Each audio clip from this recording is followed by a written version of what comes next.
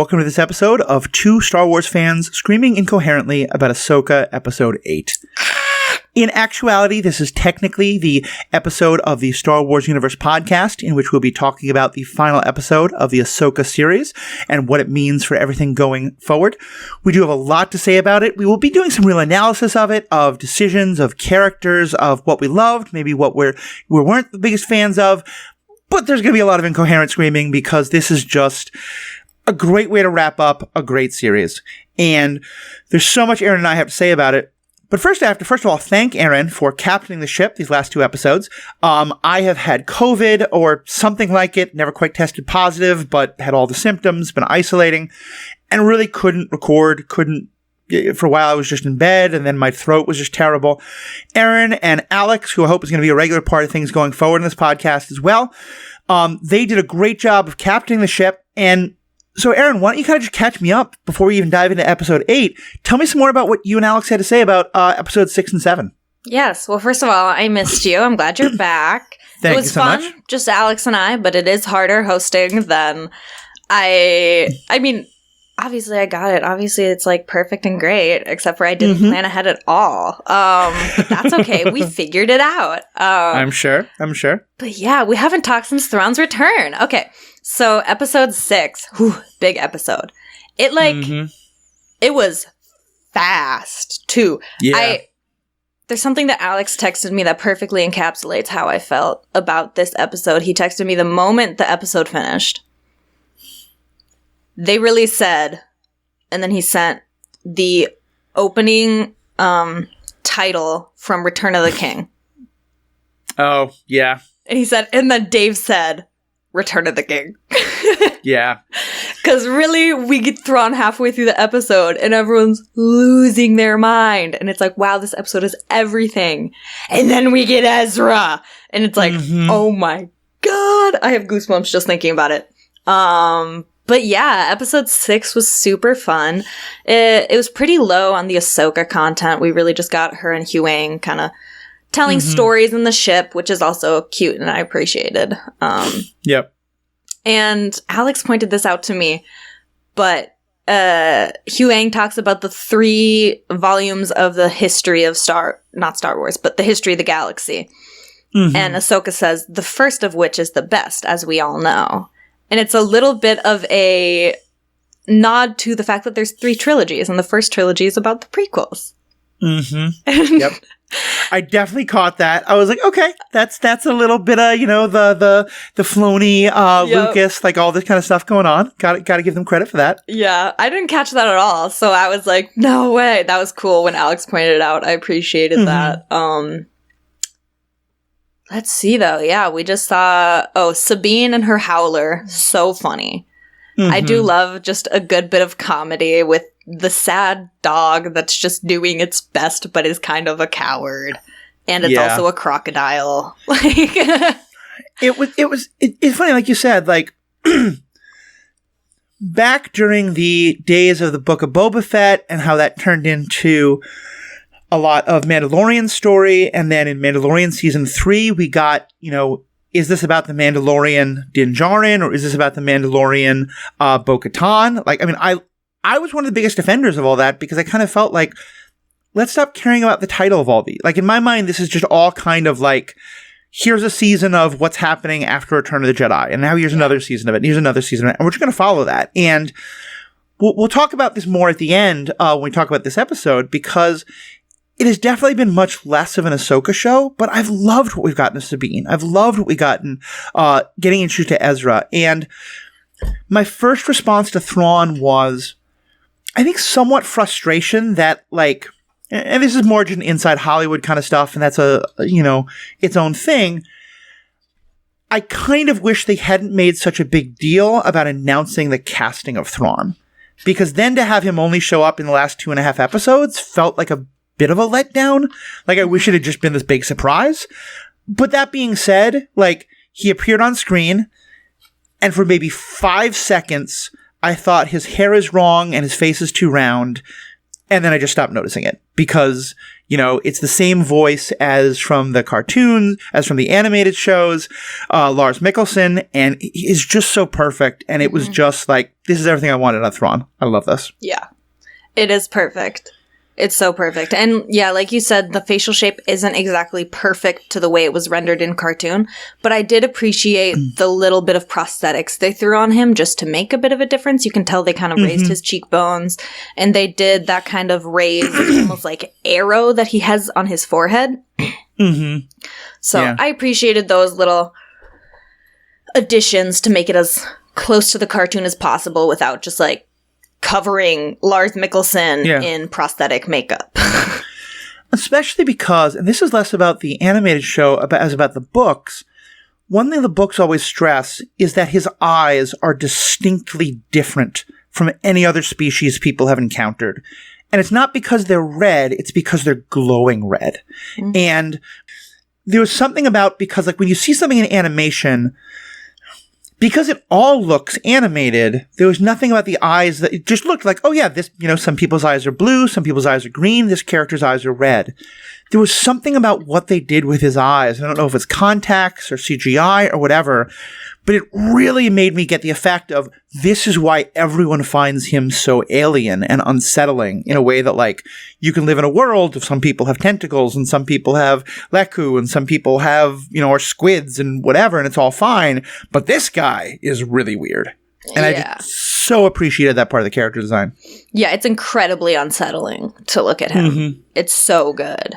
Yeah. It's so good. And how did you guys feel about the Return of the Night Sisters? Oh my God. So good. I was so excited. At first I had this moment. I'm just going to go over my notes from the previous episodes because I had a couple of funny things in here. What the heck? Where did I write that? I don't know. I just know when we saw the Great Mothers, I had written down the other Great Mother. Because Talzin is my Great Mother.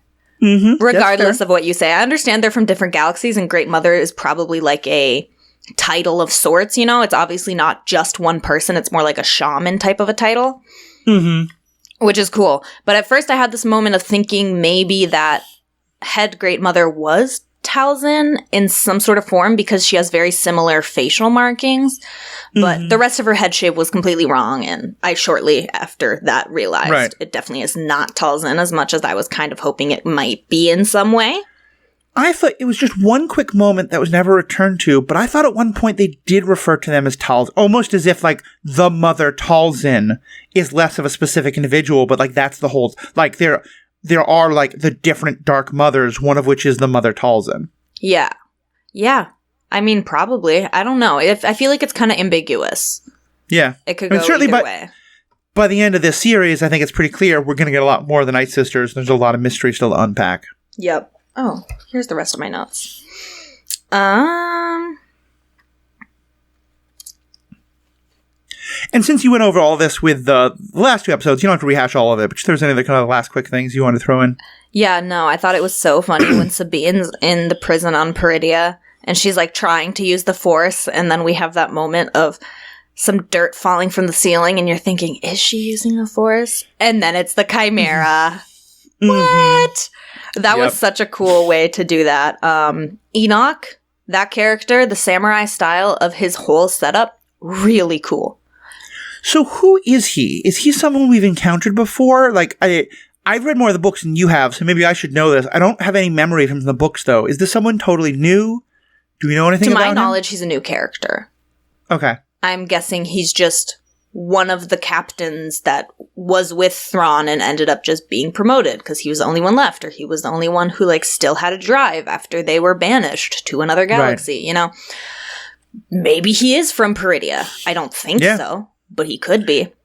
I think they've been pretty clear that, like, the little turtles are the only kind of, like, living... like, there isn't a sort of, like, our size humanoid species living there. Yeah. Well, I mean, there's the raiders, the marauders. Oh, that's true. But they do speak a different language, so Enoch couldn't be one of them. Although, I did also notice with him, his voice is very heavily modulated compared to other stormtroopers. Right. So it does leave a lot of questions about his character. Like, does he not sound like them? Is he, like, part robot? Has he been dead this whole time? Like, I just have a lot of questions about him that I'm excited to see explained through future media. Yeah. Or I hope they explain it, at least a little bit. Definitely. But, no, there's so much to further explain. I think we're going to talk about that a lot when we get into episode 8. Yes. I loved, what did you think, actually, of kind of the conversation between Shin and Balin in episode 6? Because they had a lot of good conversations in that episode. So, it's going to be hard. I think it's okay we're going back and forth, because this is going to get into... I can't blame anyone because no one could know this, but my biggest disappointment about this episode, and I think this series, in a weird way, because it quickly made Balin, I think, my favorite character in this show. Mm-hmm. Like, as much as I love Thrawn, as much as I just found his character so fascinating. Yeah. And the way he, I think something you and I have talked about some, and that I've talked about with other people is, like, one of the things that's happened as Star Wars has gone on, and this is, I think, part of the reason why some fans are very upset about it, and I kind of want to just tell them to kick rocks, but I kind of understand, I can understand the frustration, but I think it's better this way, is that a story that started out as somewhat black and white morally in terms of, like, good guys and bad guys, with some grayness about how easily someone can act without even realizing it, cross the line between the two and come back.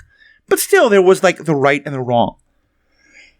And as we've gone on, we've gotten more and more like, wait a minute.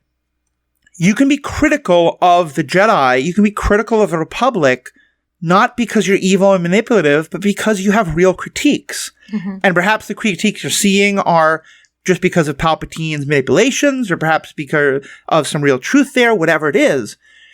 And so listen to Balin talk, like, in some ways I felt like Balin was the character that I had wanted Count Dooku to be. Absolutely. I've talked before about how I think Count Dooku in the first parts of Attack of the Clones is fantastic. When he's saying to Obi-Wan, like, don't you see? I broke away because I see all the problems with the Jedi. And then I think the movie's ruined when he's like, oh no, actually, ha ha ha, I'm actually working with Palpatine all the time. Muha, Force Lightning. Exactly, yeah. And so having Balin be that person was amazing. And I want to know so much more about him. I want us to know much more about Shin. And so I spent this last episode spending most of the episode being like, this is great, but you need to tell me why Balin stayed behind. What is Balin's story? Particularly because, and this is the part where I can't blame Star Wars at all, it's just a horrible tragedy. It felt very clear to me that what they were saying was, he is one of the stories that we're going to much more thoroughly explore in the upcoming movie. And then the actor passed away. Yeah. And I'm going to get a little teary-eyed. I apologize about this. Carrie Fisher meant so much to me growing up, both because as Princess Leia, but then all the amazing stuff she did as a person. And whatever critiques I have about Rise of Skywalker, I've always believed that the movie was originally written believing that Carrie Fisher would be able to play the part of Leia in a lot of the role that Ghost Han Solo winds up having. And so I think there's just a kind of like terrible irony that once again we have a character who'd been set up so clearly to be like, this is a mystery box character. There's so much we don't know about him yet. We'll explore that in later seasons. And then the actor passed away. Yeah. And it's a terrible tragedy. It's very sad for Rey and of course his family. And I never want to sort of like be like, oh, well now I don't get the movie I want. That's why it's terrible that someone passed away. But it was the kind of like, because you kind of forget about him in most of that last episode, but I kept thinking about him. And then you get to that last scene of him standing before those statues that seem very reminiscent of Mortis, which we'll talk about. And it was just this crushing realization of like, oh, they're setting up his story, but we're not going to get, we'll probably still get it in some way, like people talking to him about it. I'm hoping that maybe some of it was recorded with him. And so it was on the cutting room floor and they can put some of that footage in. Yeah. But yeah, it's just really sad to me that he's such a good character. The actor is so amazing. And I just was so frustrated that it was like, oh, they really were expecting to be able to do more with it. And now we can't. Yeah. I had very similar feelings and thoughts because he is possibly the most interesting character in the show. He has nobody knows his motives, and he has so much to say. And he's so clearly playing a game that nobody knows what the game is. Yeah. Except for him. And so, yeah, I mean, all we could do is hope that they had some stuff filmed maybe for whether or not they do a season 2 or whether they're just going straight into the movie. We can hope there's maybe a few things out there that they can tie it up in a neat way. Otherwise, yeah, I mean, I guess there's a couple different things that they could do to try to fill it. It wouldn't really, I don't know. I don't know what they could do. But I trust in Filoni, so I'm sure he will make something work. But it is really unfortunate that it's not going to look how we were all hoping. Yeah. Because, and again, like, you know, putting aside the actual tragedy of the man's passing, which is very important, but yeah, I mean, I just was left with so many questions about where is he coming from? What's his relationship with Shin? You know, because on the one hand, he clearly feels like, you know, this final battle is not his path, but then he doesn't, you know, but then he's like, he doesn't want to teach Shin that, why that. So yeah, I'm just so fascinated about it. And his whole, like, did he see something in Thrawn that disappointed him? And so he's now like, well, Thrawn, you should go, but I don't want to be a part of it. Is it about those statues that he found? Yeah. So why don't we use that to go into episode 8? And because I think it'll be a big part of what we talk about for episode 8. But just overall, what'd you think of episode 8? Just incredible. Yeah.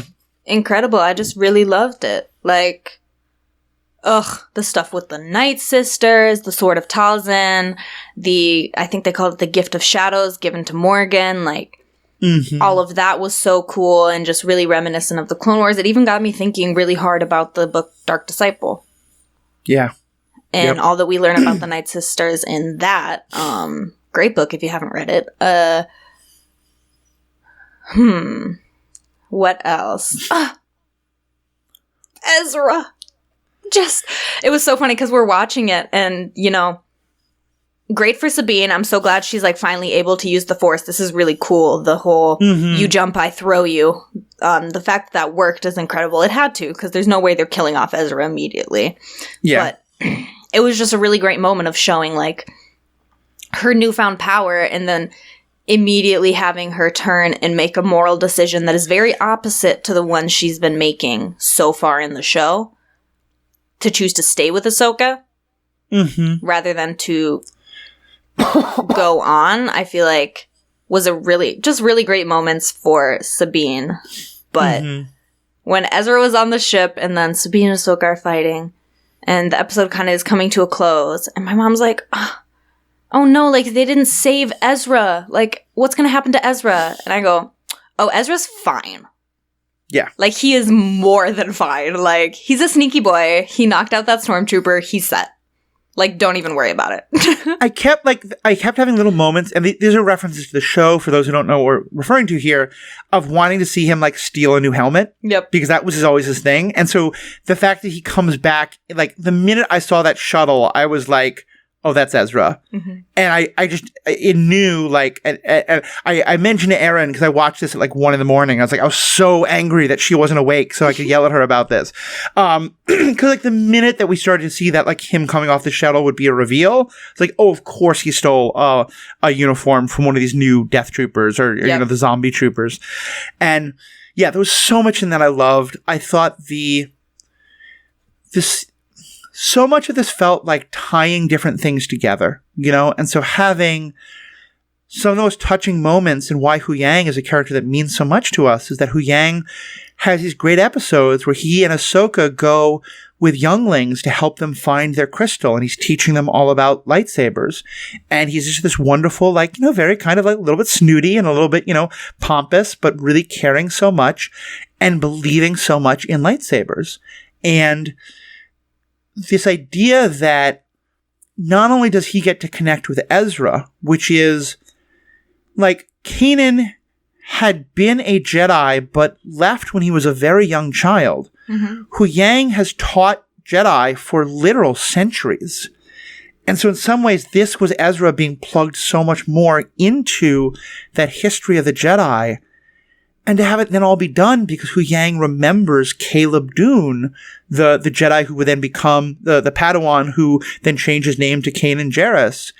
And not only to remember him and to connect that with Ezra, but to give Ezra these parts of Kanan's lightsaber that he could build his own. It was just, that was one of those moments where I had to pause, just get tissue, because I was just crying so much. It was so beautifully done. Yeah, I had such goosebumps seeing Kanan's lightsaber in live action. Yeah. Like, I didn't realize that. I didn't realize how unique the style is. I didn't even realize it was a lightsaber I would recognize like that. But when I saw it, I was like, whoa. Yeah. Like, that's crazy. That's so cool. Which is, one thing I was wondering is, where does he get the crystal for the lightsaber that and is it just that he gets the crystal from Kanan's, what he's basically doing is just rebuilding Kanan's lightsaber?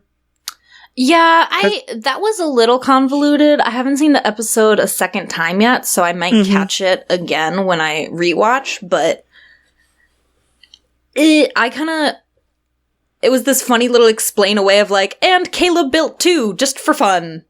Yeah. Here you go. Yeah, I think so. Yeah, there were definitely, I think, that's the thing about this episode, is I loved every minute of watching it. And then later I thought about it and I was like, wait a minute, what about this? Wait a minute, what about this? And so we'll kind of talk about both sides of that, like the loving it and also some of the like, wait a minute.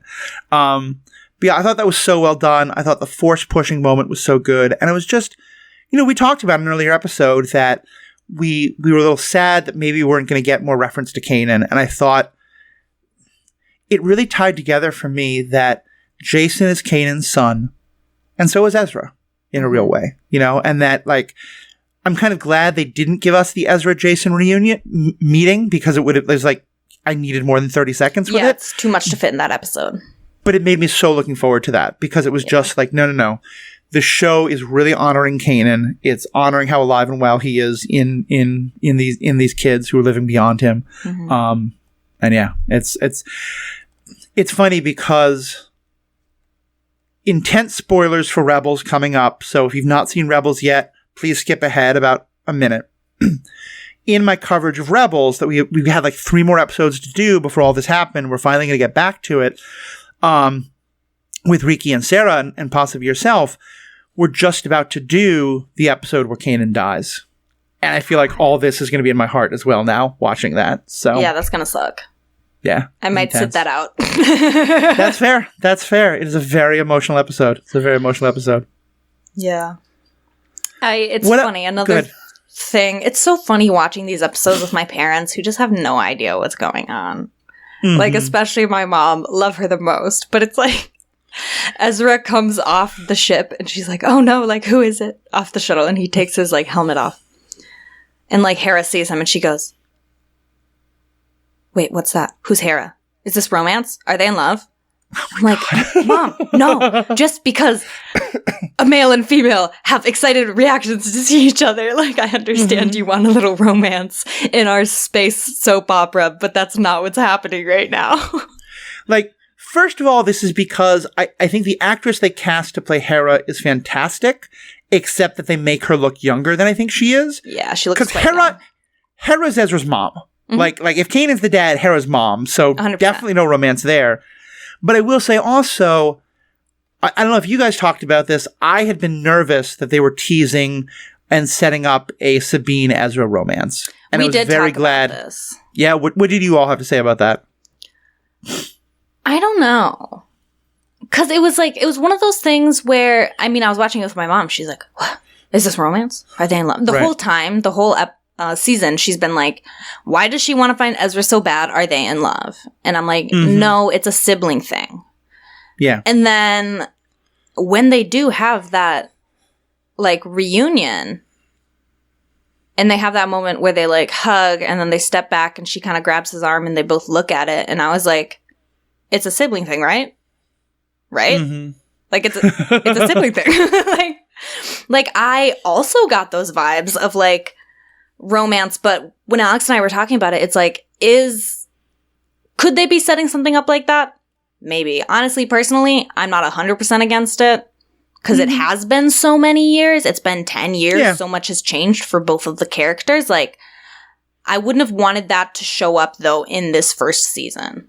Yeah. Because that's just too much and too confusing. But yeah, it is. Filoni definitely did that on purpose. Yeah. Whether it's a mislead or whether it's a hint at what might come. And going way, way back, when they first met, Mm-hmm. I mean, like any 15-year-old boy would be, or probably many 15-year-olds of any gender, because Sabine was the most bamf that ever bamfed a bamf. Yep. Badass motherfucker. Yep. And she was gorgeous. And, like, of course he had a crush on her. And he flirted with her badly, and she shot him down. And then, like, they never went back there again because he said they became siblings. Exactly. And I think you're right. What I was worried about was that they would reunite and she would say, I needed to come find you because I realized I've always loved you. You know, like that kind of a thing. Because then that would undo.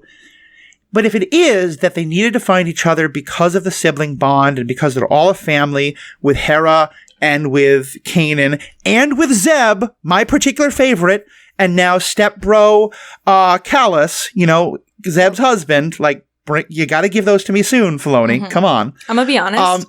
I just realized this now. I had a dream last night that Zeb made a appearance in the last part of the episode. And I was like, yes, we have the whole squad. And I didn't realize that was a dream till right now. So that sucks. Yeah, no, I remember because in some ways I wouldn't care as much if they hadn't given us like 5 seconds of live action Zeb. Yeah. In, I don't even remember what it was in now. Season 3 of Mandalorian. Thank you. I think it was the last episode. Yeah. Yeah, no, same. It's like, he's out there and we know it now. Right? You've rendered him. But yeah, that's the thing is like, so if it had been, I had to find you because I've always been in love with you, like, no. Yeah. If it is now like, oh yeah, you're my long lost kind of pseudo family member from 20 years ago, we're reconnecting now. And over the course of our next adventure, we find that in that great absence, our feelings for each other have shifted and are now becoming potentially romantic. It's not what I want, but I wouldn't be as opposed to it because they didn't do it here now, which is the main thing I was concerned about. Yeah, I'd say I kind of sit there too. Like, it's not something I feel I need from the characters in any way, shape, or form, but I'm not going to be mad if it happens as long as it's done well. Yeah. Exactly. So let me bring up, it's not critiques, but it's some of the questions I had. And I'm wondering if you feel the same, or if you're like, Matthew, stop asking these questions because I wanted to enjoy it. Or you're like, no, Matthew, you're totally wrong, etc. Because there were some parts of it that I just didn't get. And the first is, and again, maybe part of this is because I'm bringing in too much of the history. In the show, one of the whole points of the Night Sisters, the Dathmiri, is that they were dark side Force users who had nothing to do with the Sith and were in fact very opposed to the Sith. They didn't even really talk about the Force. They talked about it as magic. Mm-hmm. And they very clearly did not want to be part of the Republic or the Separatists. They wanted to be outside of all this.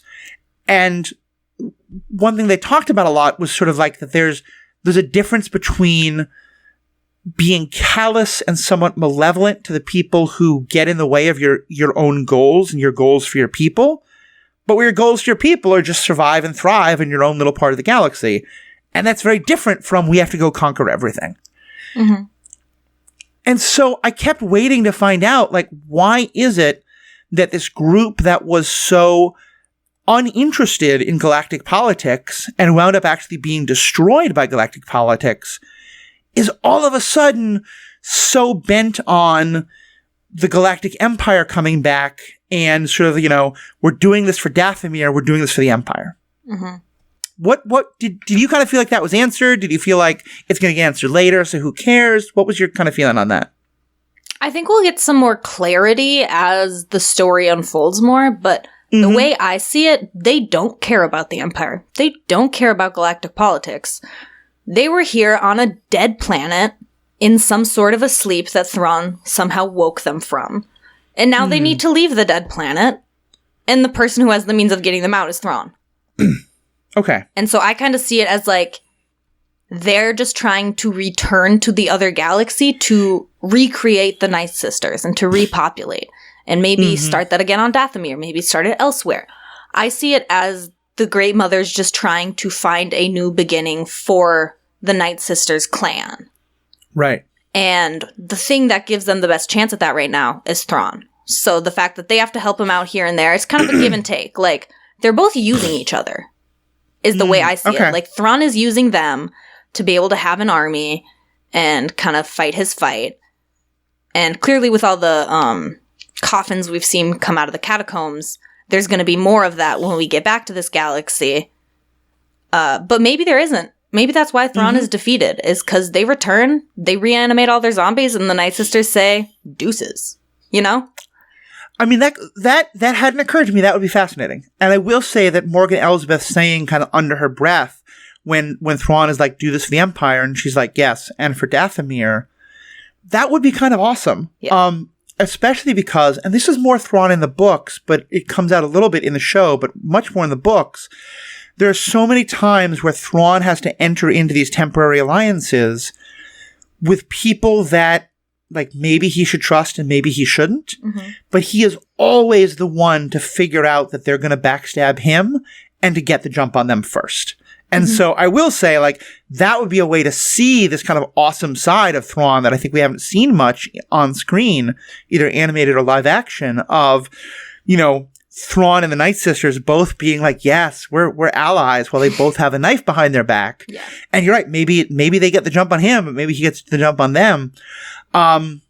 I definitely didn't get that sense at all, but I think you're right. That would cool. So one of my big concerns, you've explained away. Yes. You're so welcome. I've answered all the questions. I am the Star Wars Oracle. What can I say? Well, then let's Oracle number 2. Let's go question number 2. Okay. You talked about how what Sabine did was like this great growth for her character. And they portrayed it as though that was the case. And this was one of those things where, but then when I stopped and thought about it, because Sabine went to bring Ezra back.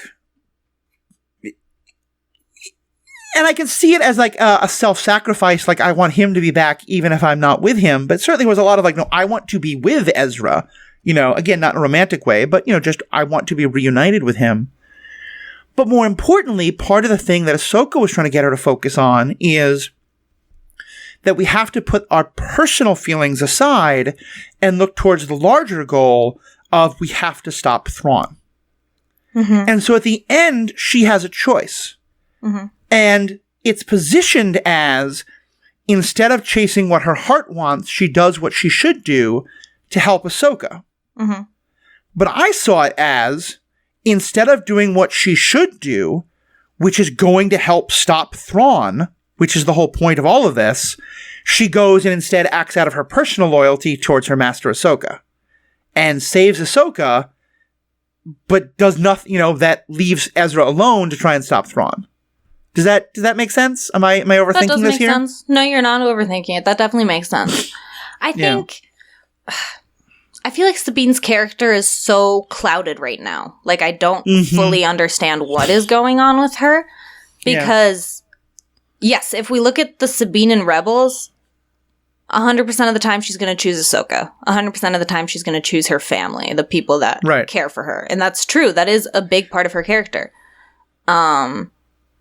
But, and it's very Mandalorian, I should say. That kind of like, I'm not interested in the larger galactic politics. I'm interested in my family, my clan, my planet.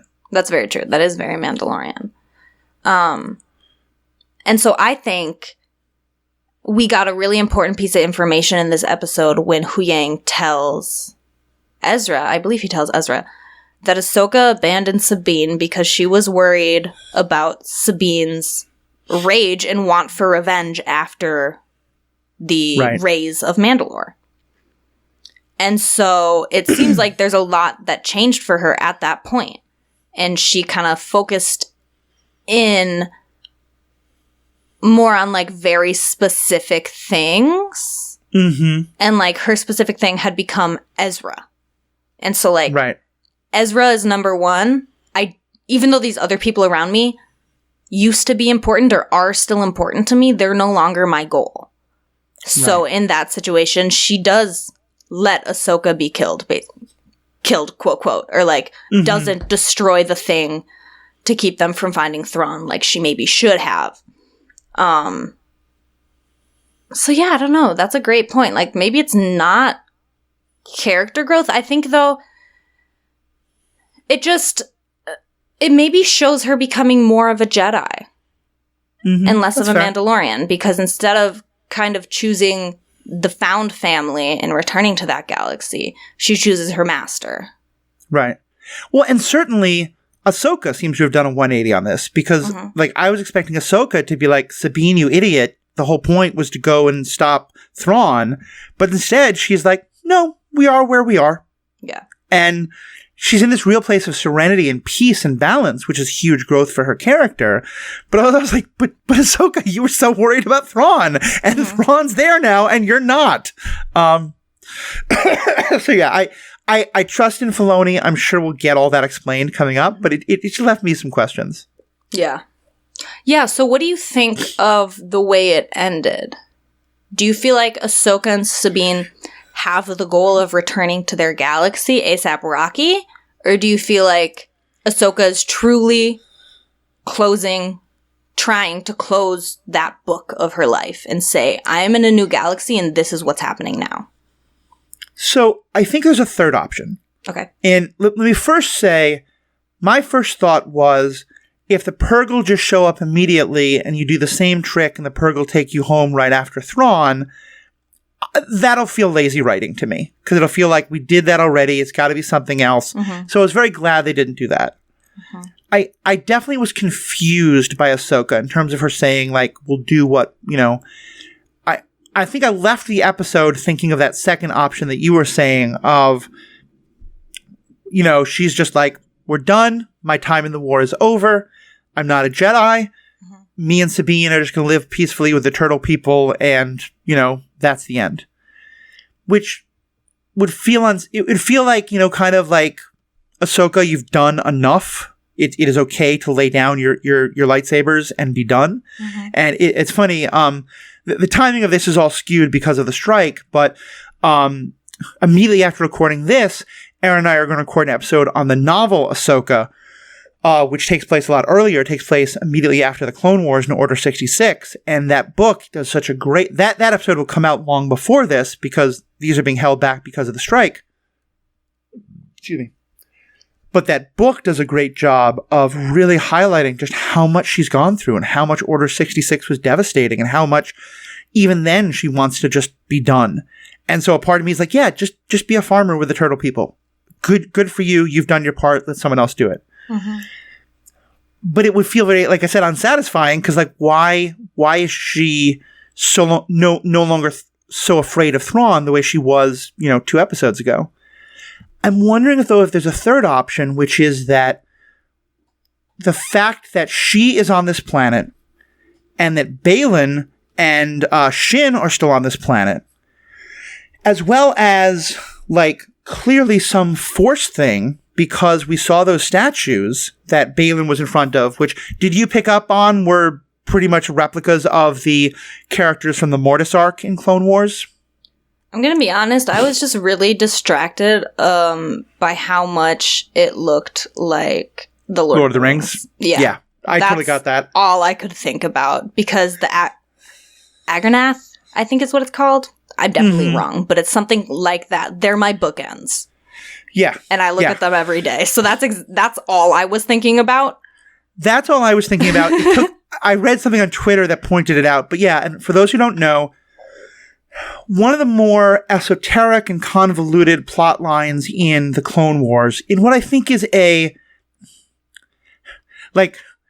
Paul and I a long time ago talked about how there's different ways to look at Star Wars, where there is pieces of media that give you really important knowledge about the story, and then there's pieces of media that are very good storytelling. And the best are when it does both. And I think the Mortis arc is an example of not the best storytelling, but it gives you incredible story about the history of the Force and all this kind of stuff.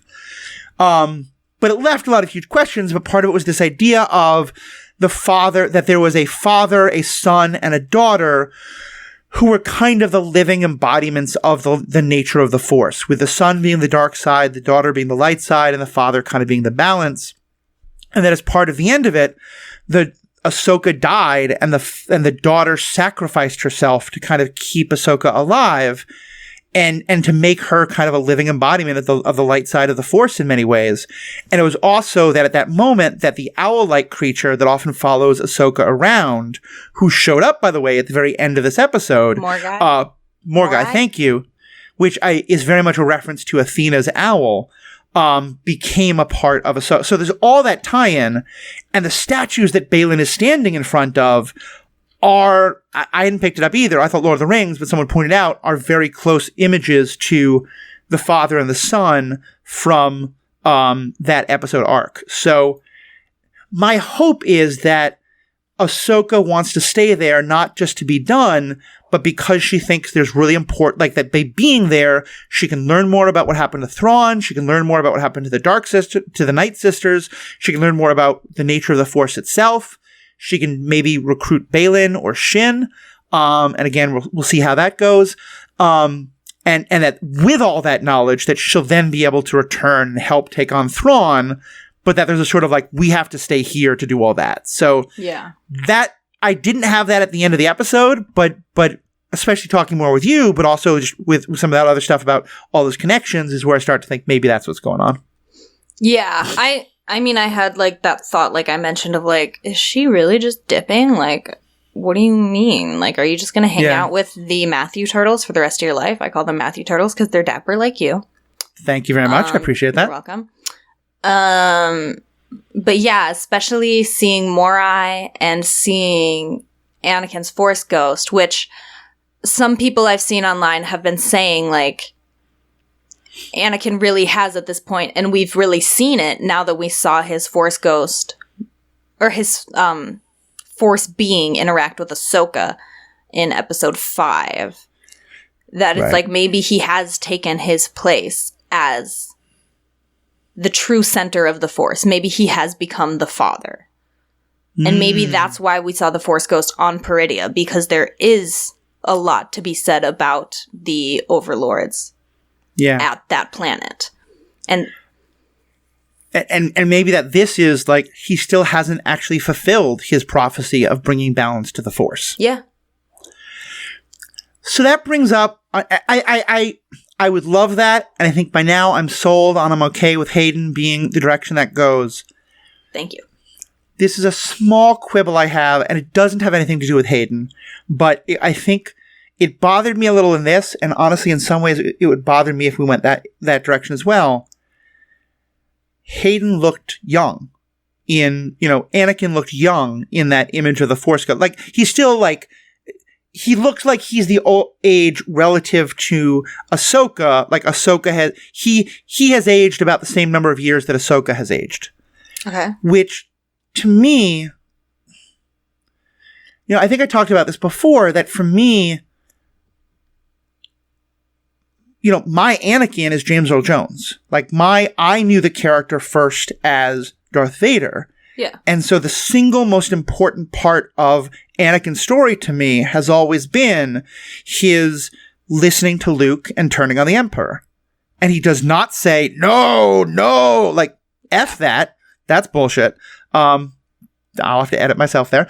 But to me, the fact that he appears at the end of Return of the Jedi in the original as that age, the same way, like, it's not Ewan McGregor Force Ghost, it's Alec Guinness Force Ghost. I mean, granted, Ewan McGregor hadn't been cast yet, but it's them at the end of their lives. And so to me, I need the Force Ghost of Anakin that interacts with Ahsoka or with anything else to be the Force Ghost of the being who has gone through that, who has done what he did with Luke and with Palpatine. Yeah. And maybe part of it's because, like, I've said in other places, I've always wanted to see the moment when Ahsoka learns that happened. And I assume she knows it happened by now, but we just haven't actually seen it, but whatever. But seeing the younger Anakin to me, and maybe we'll hear something about like people appear as the like Force ghosts aren't just a set image; they appear to a person as that person would know them. Mm-hmm. If that and if there's some acknowledgement that this is the being that did all that later, yeah. But certainly because I didn't get that with the being that interacted with Ahsoka in Episode 4. And so, yeah, I probably spent way longer than I needed to on what is a 5-second quibble, but I do hope that if that version of Anakin continues to be an important part of the story, I just hope they make it clear that this is the version of Anakin that overthrew the Emperor. Yeah. That makes sense. Yeah. That's a valid want. Mm-hmm. Like, just making sure we're all on the same page of like, yes, this is not Anakin Skywalker who loved his wife and was friends with the Emperor. Like, this is the guy who committed genocide and child murder and then eventually threw the Emperor down a shaft. Right. Which, I mean, there's a whole other thing there about how does Rise of Skywalker then undo the importance of what he did, but that's a whole other story for another day. Yeah. So what did you think about the Ezra reunion? Was phenomenal. It was tear-jerking. It was so beautifully done. Mm-hmm. The idea that Hera lowers her weapon. None of the rest of the people on that platform have any idea who this guy is, but they'll all lower their weapons just because they trust Hera. But what did you think about it in terms of the story? Just her reuniting with Ezra? Yeah. I don't know. I guess I haven't really thought about it. Is there more I should be thinking about? I liked that Chopper was the first one who noticed it was Ezra. I liked that a lot. Yeah. Like, I love the reunion, but part of me is thinking, Ezra, why aren't you still on the ship screwing with Thrawn's plans? Yeah, that's very true. When I was very surprised we got that reunion, because I was expecting, like, yeah, that's true. I forgot that I had these thoughts. But yeah, I was not expecting to have that reunion, but then once I saw it, I was just so distracted by how happy I was, I didn't think about it. Yeah, like, I kind of wish that it had been, like, a review screen. He'd been like, yeah, I'm here on the Star Destroyer, and I'd spent, like, the last, like, month, like, secretly killing people and sabotaging things. And, because, like, it just felt like, wait, was the whole point for him to hitch a ride with Thrawn? Or was the whole point for him to, like, go and stop Thrawn? Him, yeah. Yeah, because right now it looks like he hitched a ride. And maybe we'll find out. Yeah. In hindsight, yeah, he planted a bunch of bombs or like did some sabotage or planted a tracker. Something that simple, Yep. We'll figure it out. We'll figure it out. We'll find out at some point. But yeah, that's funny. I also was kind of like, wait, what? Yeah.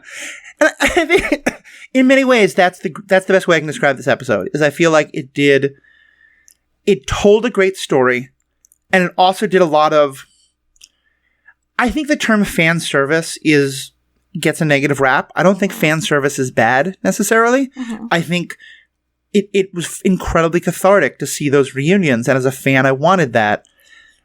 But it did feel a little like you gave us the cathartic moment, but that didn't quite make sense to what the story should be. So, yeah. So that's kind of the summary of my thoughts. What about you? Any other kind of things we haven't talked about in terms of this episode? Not really. I mean, the fight with Morgan and Ahsoka was dope. Yep. I was really sad that Morgan died, because giving her the gift of shadows to go die like 10 minutes later was very sad for me. I was excited to see this new wrath of Morgan that was going to be unleashed on our known galaxy, Yeah. I wanted to know what she was going to look like as a point man for both the Empire and the Night Sisters, because that was also an interesting character for me, because Morgan was very focused on Thrawn and was a part of the Empire before it fell. Right. But she's also a Night Sister. And so from my point of view, as the Night Sisters and Thrawn using each other and really being on opposite sides, whether or not it turns volatile or whether or not they complete their tasks and part ways, I was just interested to see where that left Morgan. Right. But clearly that is not part of the plot from here on out. And that's okay too. I mean, if anybody doesn't care about death, it's the Night Sisters. That's a great point. So maybe. That's a really great point. But yeah, no, I had some of the same thing, especially because before she became a Night Sister, Ahsoka fought Morgan and Ahsoka won. Yep. And now Morgan got all this new power and Ahsoka still beat her. Yeah. And that felt a little like, I didn't get it, you know? But like Ahsoka also has so much more power. Right. Is the way I saw it. Like the growth she's gone through in this show, she's so much different than she was in season 2 of Mandalorian. Yeah. I mean, in some ways it made me kind of wonder like what Baylan and Shin were doing in this. And again, because maybe it's all going to be explored in the future, but like I think in terms of that journey, what would have made more sense is, you know, in Mandalorian, Ahsoka defeats Morgan.